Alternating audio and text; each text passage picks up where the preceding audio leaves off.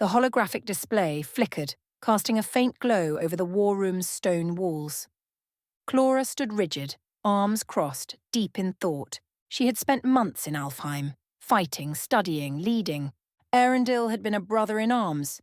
She had fought beside him, covered his flank, bled on the same battlefield. And then, a sharp, unseen force hit her chest like a hammer.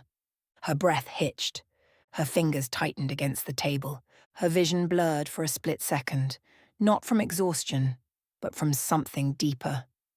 A cold weight pressed down on her chest, a gut-wrenching, aching emptiness. The bond, Omega. He felt it, and through him she did too. The howl rose outside a second later, but she already knew. Before the sound even reached her ears, she felt it in her soul. Omega's morning cry ripped through the compound, haunting, deep, raw. And Clora knew why.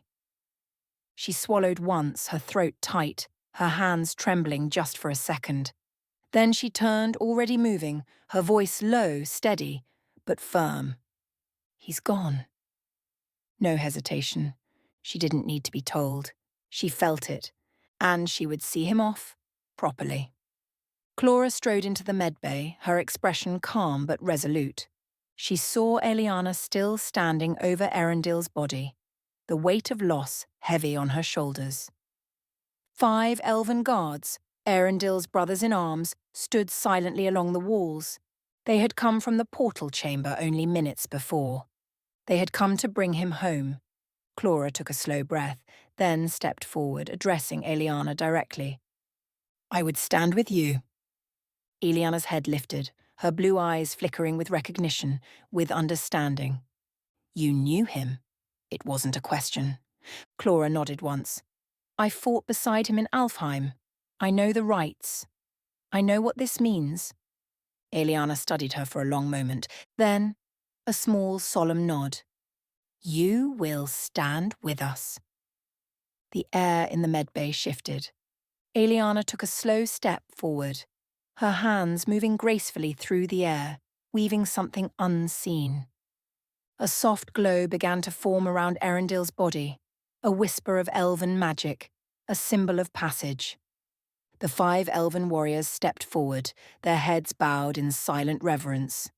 Eli remained still, respectful, understanding that this was something deeper than logic, deeper than science.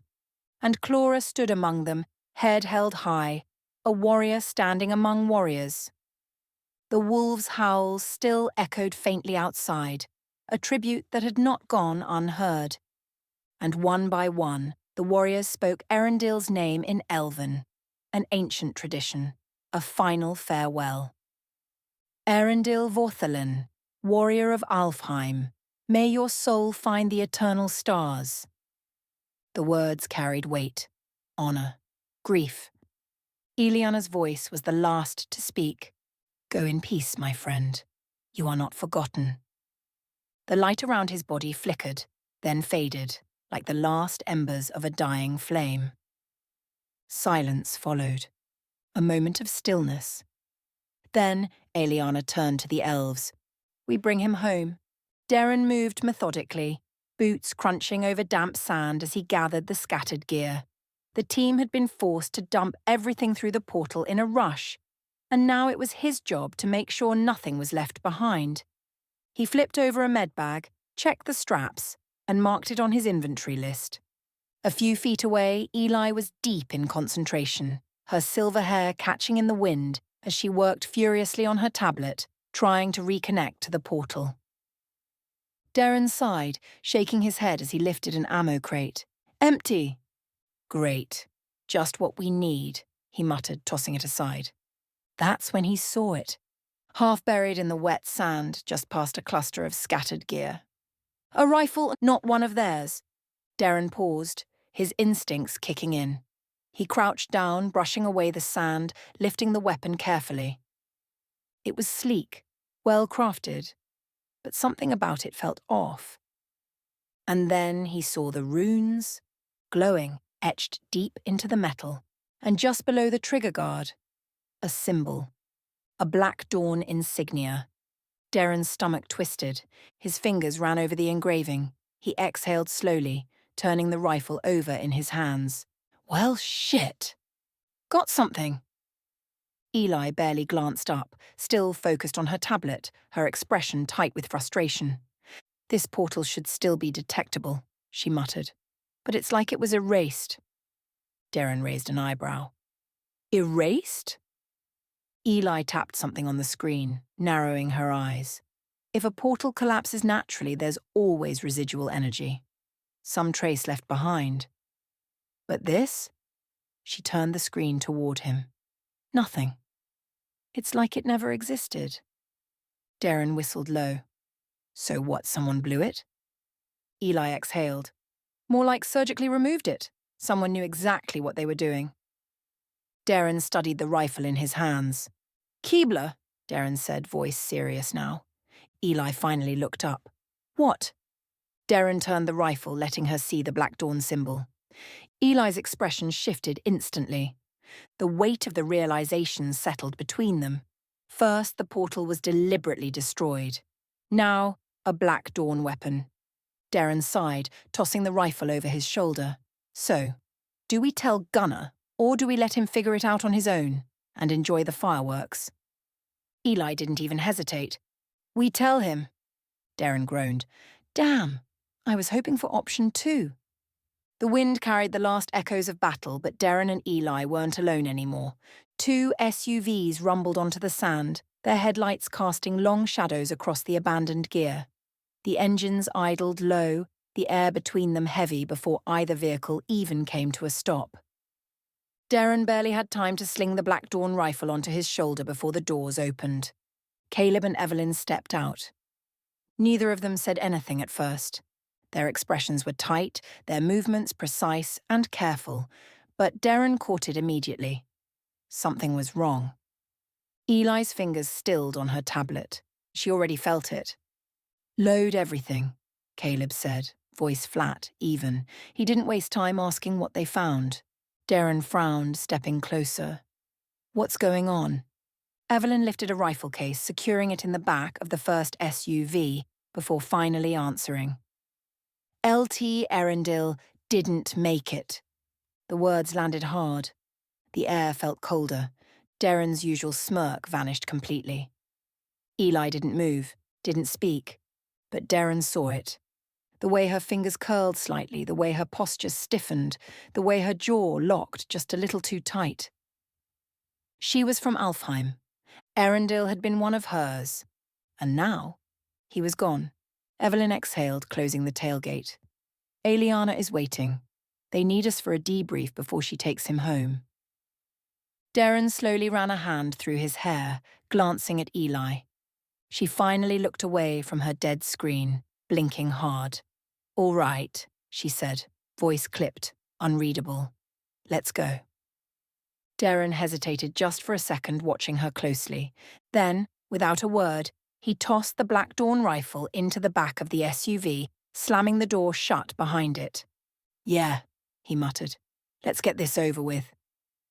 The engines rumbled back to life, kicking up sand as they sped back toward the compound. Aerendil was gone, and the war was only getting worse. The doors to the OR swung shut, sealing off the chaos inside. Jewel and the medical team worked fast, wheeling Shade into surgery. Aeliana followed them, ready to work on his leg, her focus locked onto Draven's new weapon and what it had done. The moment the doors locked, silence filled the corridor. Katrina turned, and Rose was still there, standing rigid, unmoving, her expression locked in quiet fury that had been burning since the moment they returned. Her eyes burned with one question. Where is she? Katrina met her gaze, forcing herself to stay steady. Let's talk. The words barely left Katrina's lips before Rose was moving, fast, sharp, furious. She grabbed Katrina's jacket and yanked her into the nearest side room, slamming the door behind them. The second they were alone, Rose rounded on her. You left her. It wasn't a question, it wasn't a statement, it was a damnation. Katrina's jaw tightened, but she didn't flinch. She stayed. Rose's eyes flashed. You're saying she chose to stay? That's your answer? Katrina exhaled sharply. Yes. Rose scoffed, laughing, but it wasn't real laughter. It was shattered, broken. You're lying. Katrina's fists clenched at her sides. No, I'm not. Rose took a step forward, closing the space between them. Then make me believe it. Katrina's throat felt tight. This wasn't just a mission debrief, this was Lyra's last stand. She exhaled sharply. Lyra knew, Katrina said, her voice quieter now. She knew the mission wouldn't be clean. She saw it coming before any of us did. Rose's expression flickered, but she didn't speak. Katrina continued. When things went south, we didn't have time. The portal was our only way out. Draven's forces were too close. If we all went through, they would have followed. She swallowed. Lyra made a choice, Katrina said, forcing the words out now. She stayed behind to make sure they couldn't. Rose's breath hitched. Katrina pushed forward. She planted a charge on the portal, and she blew it. Silence. Rose's lips parted slightly, but no sound came. Katrina let the moment sink in. She saved us. Katrina's voice wasn't shaking, but it wasn't cold either. And she knew exactly what she was doing. Rose's hands were shaking. You watched her do it, Rose whispered, voice barely above a breath. Katrina's jaw locked. Yes. And then Rose moved. Fast. Her fist collided with Katrina's shoulder, shoving her back hard against the wall. Katrina barely had time to react before Rose was right there, hands gripping her jacket, eyes blazing. You let her die, Rose snarled. Katrina's breath hitched, but she didn't fight back. You let her. Rose's voice cracked, the fury breaking just enough to let something else in. Something worse. Something like grief. I wanted to stay, Katrina whispered. Finally. I wanted to fight with her. Rose's grip tightened. Then why didn't you? Katrina's voice broke. Because she made me leave. The words hung between them. Rose let go. Just like that. She took a step back, her breathing sharp, uneven, her hands trembling at her sides. The room was too quiet, too heavy. Then, softer now, softer than Katrina had ever heard from her. Rose asked the one thing that mattered. Do you think she's dead? Katrina didn't answer right away. Her fingers curled into fists, nails biting into her palms. Then, I don't know, she admitted. But if she is, she didn't die for nothing. Rose looked away. A long silence stretched between them. Then, without another word, she turned toward the door. Before she could open it, wait. Rose stopped. Katrina inhaled sharply, reaching into her belt pouch, fingers wrapping around the blade Lyra had pressed into her hands. The fire dagger. She pulled it free, turning it in her palm. She told me to give you this, Katrina said, voice barely above a whisper. Because you, she swallowed, you called dibs. Rose froze. Katrina extended the dagger, handle first. Rose turned slowly, her gaze falling to the weapon. The dagger was still warm, as if it carried a flicker of Lyra's magic, her will. Rose's hands shook as she reached out, fingers wrapping around the hilt. For a long moment she just held it. Then Katrina spoke one last time. She wanted me to tell you she was sorry, she whispered. For everything. Rose's grip on the dagger tightened, her jaw locked, her expression unreadable. Then, without a word, she turned and walked out. And this time, Katrina let her go, because there was nothing left to say. The medbay was silent except for the steady beeping of monitors and the faint hum of enchanted medical tools at work. The air smelled of antiseptics and scorched fabric, remnants of the injury that had brought shade onto the surgical table. Aeliana stood beside Jewel and the surgical team, her expression unreadable as she traced her fingers just above the wound, feeling the unnatural energy still lingering beneath the skin. This wasn't a normal wound. This wasn't even a normal weapon. This was something else, something dangerous, something designed to break people from the inside out. Jewel adjusted the settings on the surgical scanner, nodding toward the screen. The damage is localized, she muttered, focusing on the deep, charred entry wound in Shade's thigh. No physical shrapnel, no external spread. She shook her head. But his leg still won't respond to stimulation.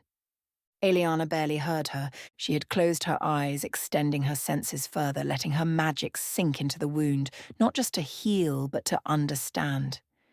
And what she found wasn't natural.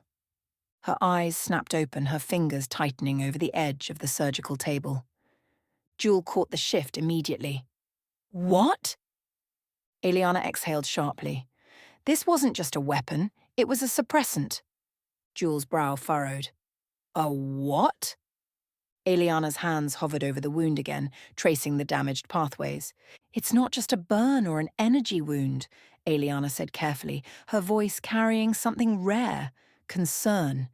This shot didn't just hit his leg, it cut off the signals to his nervous system. It shut him down from the inside out. Jewel's eyes narrowed. You're telling me this thing overloaded his nerves, like a magical EMP for the body? Aeliana nodded grimly. Exactly. Jewel swore under her breath, grabbing a medical scanner and adjusting its settings. This explains why he locked up the second he got hit, she muttered. His leg didn't just go numb. It stopped responding entirely. Aeliana's fingers twitched, magic still humming at her fingertips. This is experimental, she murmured. This isn't something I've seen before. Jewel shot her a look. Then who the hell built it? Aeliana's expression darkened. We already know the answer to that. Aeliana's eyes flickered with cold fire as she looked back at Shade's wound. If Draven had perfected this technology, the next shot wouldn't just lock up a limb. It would take someone out permanently. And if they didn't figure out how to counter it, they'd be walking into a war where their enemies could shut them down before they ever fired a shot.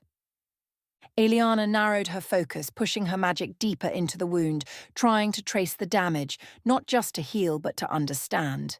Jewel adjusted the surgical scanner, eyes locked onto the monitors displaying Shade's vitals and nerve activity.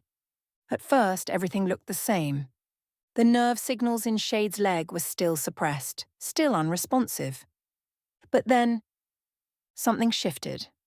The readings flickered. A tiny blip, a pulse. Jewel frowned. Hold on. She adjusted the scanner, focusing on the lower limb nerves. The blip came again, then again. Shade's leg twitched. Aeliana felt it at the same time. The energy within the wound was fading, retracting, like a spell losing its grip. Jewel's eyes widened slightly. Wait! She glanced at the clock on the wall. Aeliana followed her gaze. Shade had been shot roughly an hour ago. Jewel's voice was sharp. He's starting to respond. Aeliana studied the residual energy still lingering in the wound. It wasn't gone yet, but it was weakening. Jewel looked back at the monitor. If he's regaining feeling, then that means... Aeliana finished the thought for her. It's temporary.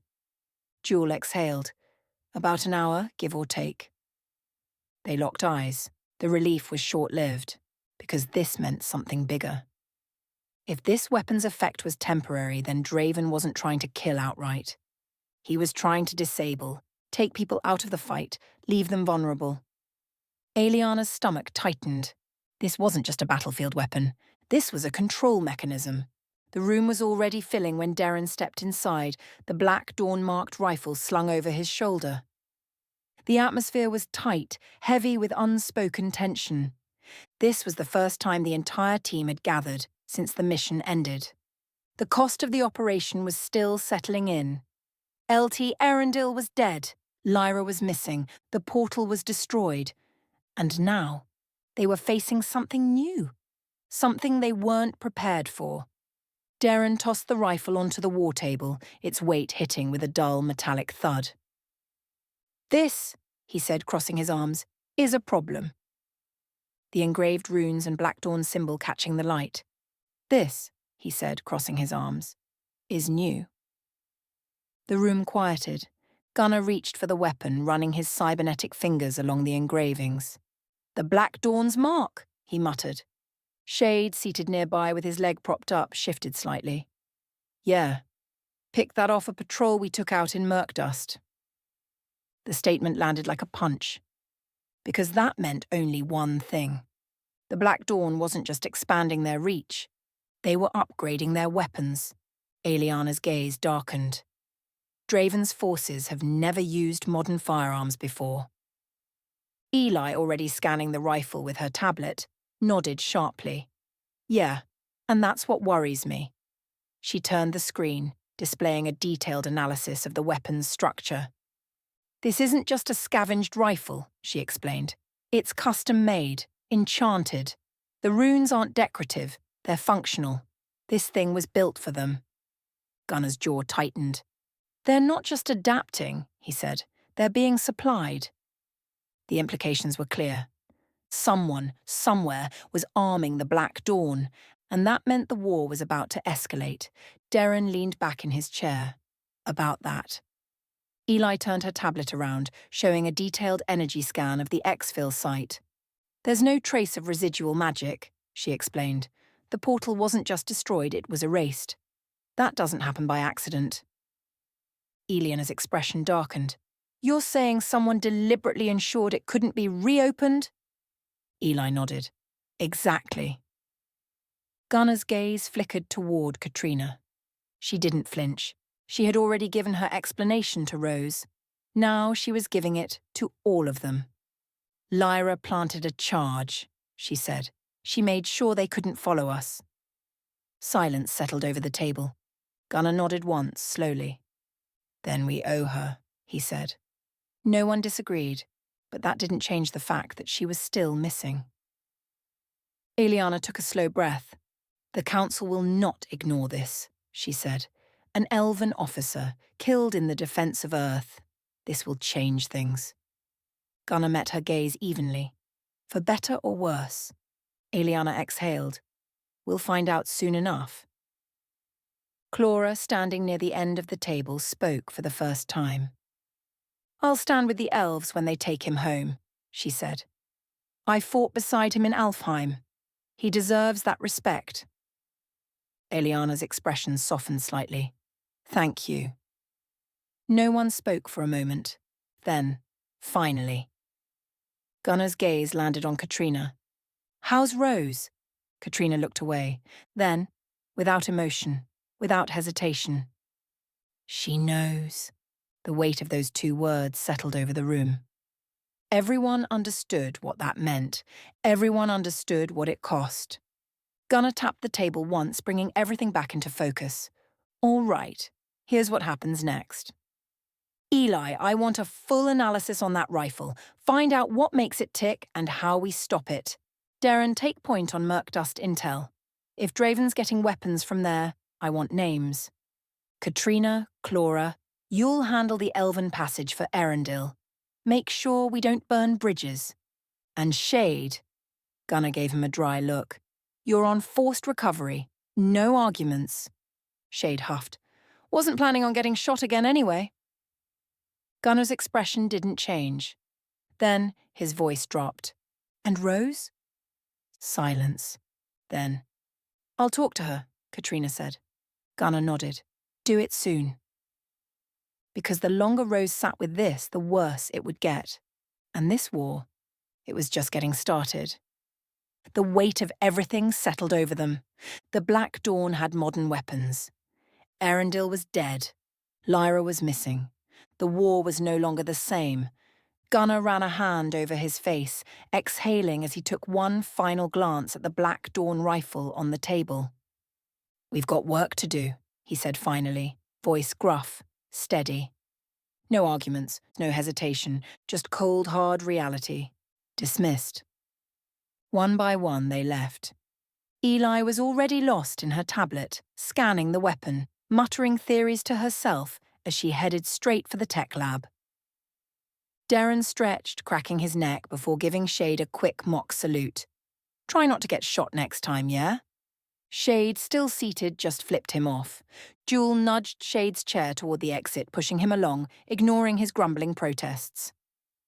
Aeliana lingered last, sparing Gunnar a glance but saying nothing before she followed the others out. Only Gunnar and Katrina remained. Katrina stood silent, staring at the rifle. Gunnar watched her, reading the tension in her shoulders, the weight she wasn't saying out loud. Finally, he spoke. "You need to talk to her." Katrina didn't move. "I know." Gunnar's voice was steady but edged with warning. "Don't wait too long." Because Rose was already slipping.